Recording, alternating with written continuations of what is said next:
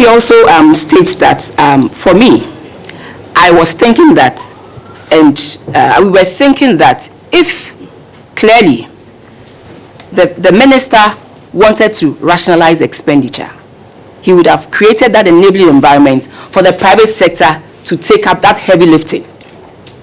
That was what you were thinking, that clearly if you want to cut expenditure, give that heavy lifting to the private sector.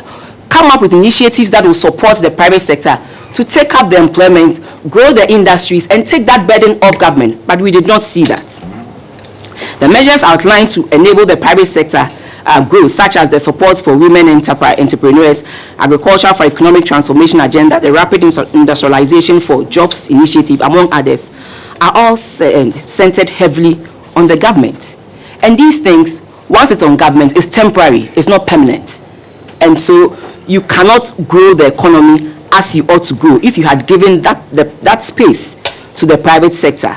So I believe that the budget failed to provide the mechanics of the policy, making all these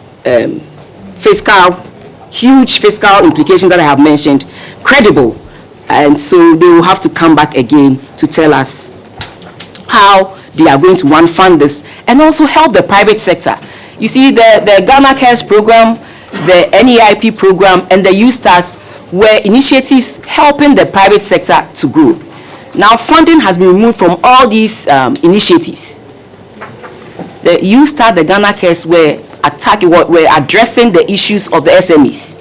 And we know the important role SMEs play in this country.